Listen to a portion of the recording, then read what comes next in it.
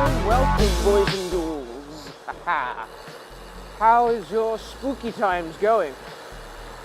With it getting kind of near Halloween, I'm probably going to be calling this like the Halloween episode. It was going to be what I'd like to dub a Halloween special, but I couldn't really manage to get any kind of stuff like that was so special into this the point where I'm not going to be busy this week. Got quite a busy week going today. I got a busy week going today. Well, anyway, I got a busy week coming along. So today I thought I'd just talk about general spooky and Halloweeny stuff, because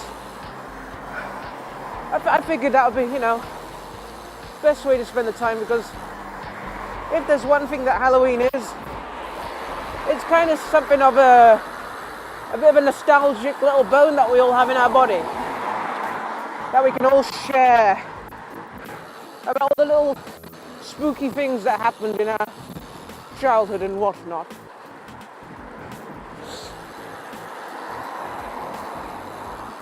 And if there's one thing that's kind of like, I think, synonymous with childhood trauma and horrors, is that a lot of them are really pretty stupid. Back in, 1997, one of the biggest toys of that Christmas was the Stretch Armstrong,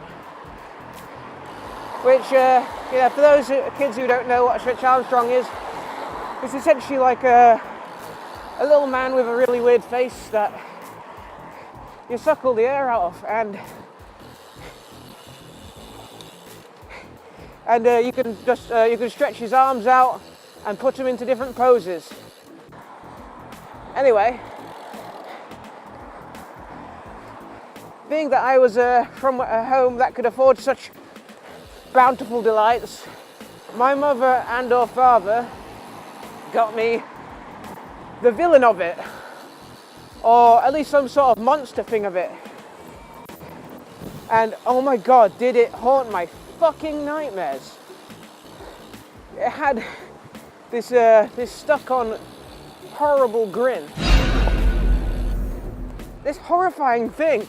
Like, it had eyes that were just bulbous. It had teeth that looked like it was in tremendous pain. And this seemed like this thing followed me into the nightmare worlds, where I would have many a bad dream with this face stalking me at night. And I remember my mum used to wonder. She wondered why I never played with this one toy, and I just look at it, just thinking like, how could I? I don't want to die. Now this is the point where I'd like to go on about films that scared the crap out of me. But you see, I figured I'd only talk about the ones that aren't horrors, because it's easy, isn't it, really? When it comes down to horrors that might have like fucked you up, especially as a kid when you're seeing them early. Like, just to give a good example, the film Scream 2. I saw that, like, I think it was like one late night. As a kid, it didn't matter that it was a kind of a parody-ish comedy. It still absolutely wrecked my frigging life, to the point where I'd get many kind of, oh Jesus Christ, whenever I saw that mask on at Halloween shops. Because that face, it's a trigger for childhood fear. Talking about childhood trauma, going on back onto what I was talking about, one thing that used to scare the crap out of me, surprisingly, was Scooby-Doo. Like, it was only in one particular case where it really wrecked me. Yeah, this one scene in Scooby-Doo had this weird guy with a Scooby-Doo mask, pretending to be Scooby-Doo in the mirror. And I remember the kind of horrifying part about it was that the mask was so lifeless. Like, it looked kind of horrifying in that way, you know? Like, it looked almost like somebody had taken off old Scoobert's head and mounted it on a human body. There was just something so horrifying about that, especially that kind of small moment where Scooby noticed, oh wow, that's not a mirror. That is some guy with a mask of my exact face for no apparent reason. Anyway, I'm kind of curious to things that scared you as kids. Or were you like a strong kid? Did you not get any spooks? Were you a good old tough Tommy? Or were you a bit more like lousy Laurie here? Melancholy Melon Head? Drop it in the comments. I reply to every comment still. Don't worry, that's a promise. Anyway, I feel really kind of cruddy for not giving you guys a proper Halloween special, so I'm going to do everything I can to make the Christmas special something to behold. Going to go to as many events as I can, going to go spend time with many viewers as I can, bringing everything all together, you know? 'Cause that's what Christmas is about. Sorry to bring up Christmas on a Halloween episode, but anyway, another thing I kind of wanted to talk about that I believe is kind of more, it's kind of true horror. It's like not so much horror in film, horror in popular culture, but the underlying horror of industry meddling. Yes, that sort of horror. Well, you see, I thought I'd talk about how the film industry is practically like a big old walking zombie. Please do follow. You see, the way that film kind of originally started in kind of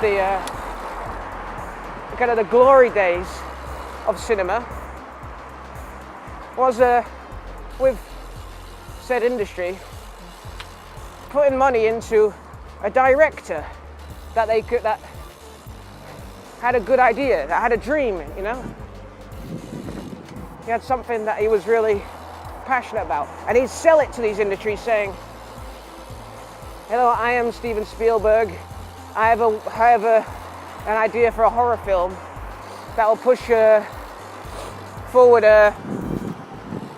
horror in a new setting. And of course that horror film was Jaws. And he'd sell it like that. And that's how films used to be sold. It would be a cool idea that came up. A lot of times original, sometimes it might have been adapted. That's the way it worked out, you know? Adaptations kind of went hand in hand with new ideas a lot back then. Because I think like one issue that kind of changed the industry as it is like kind of the revolution of the internet. Stuff like critique, stuff like popular culture changing, stuff like that. What was popular on the internet became what was soon to be popular in cinema.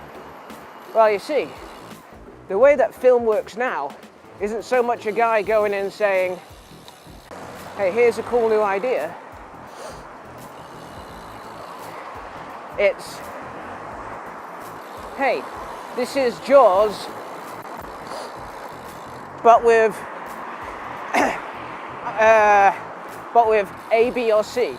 It's Paranormal Activity, but with demons. It's Dawn of the Dead, but with running zombies. It's this, but with that. You see, this was kind of the where cinema started to change a bit, likely due to a few flops and such, with some directors kind of going a bit overboard with the expenditure. See here, Heaven's Gate. I'd look that one up just to kind of get an idea of what I mean by that, because I'm not going to do a whole in-depth look at Heaven's Gate right now. Basically, to put it shorthand, Heaven's Gate was a Western that went so over budget, they practically, the director, if he didn't like the placement of a building, he'd say to his crew, knock down that building, move it a bit to the left, or move it to the other side of this town. And it would have to be done. And also, I think it was even reported that he was such a crackpot that he was kind of famous for shouting at clouds if they ruined his shot. But the thing that really started to put kind of the nail in the coffin of the death of the industry, or originality within the industry, was kind of the fact that nobody wants to see it. Nobody wants to see these new ideas anymore because they're not safe. Hollywood isn't taking risks. One of the points I kind of wanted to make today was that whenever you go and see a film, whether you like that film or not, you've just ticked a little box on a survey somewhere in Hollywood saying that you want more of that. And when somebody tells you that they want more of something, they've essentially secured a seat in a cinema. So just the idea of buying a ticket is so much more than just seeing your movie. It governs what possible movies will be coming out in the future. For those of you that are seeing a film, knowing that you're probably not going to like it, you've essentially sold off them for another sequel. You can come back and you can complain all you like.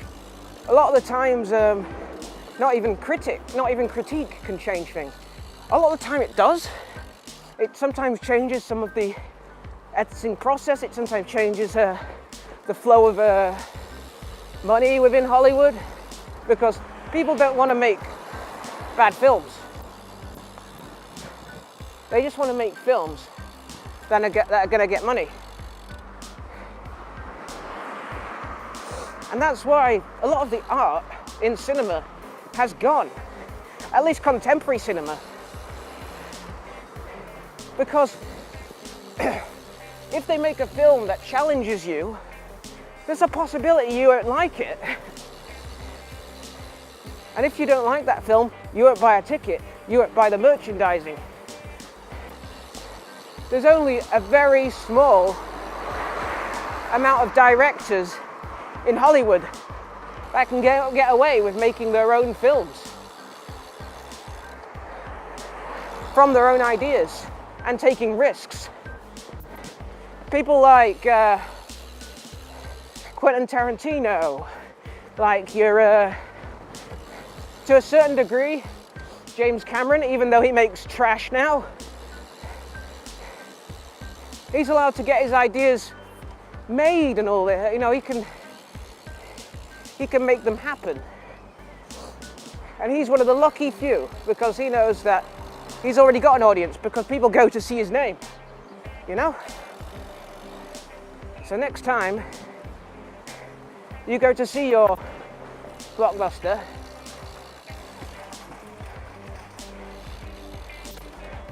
think about Hollywood film and how it's changed.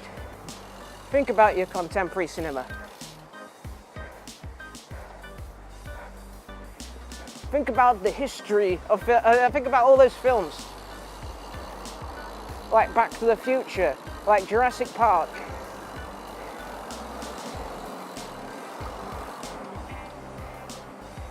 These films that came more from ideas and passion rather than money and greed. I implore you to check out films that aren't based on books, aren't based on popular culture phenomenons. Have a look at some of those films that might go under the radar.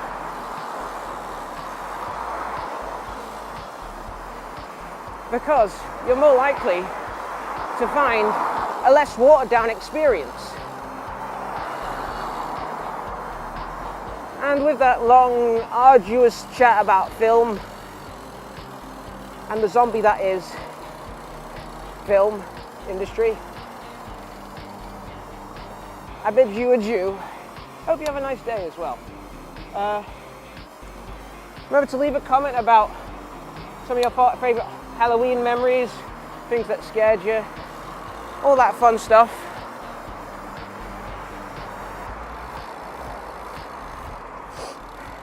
And I hope you liked my video. See ya, toodles. Bye.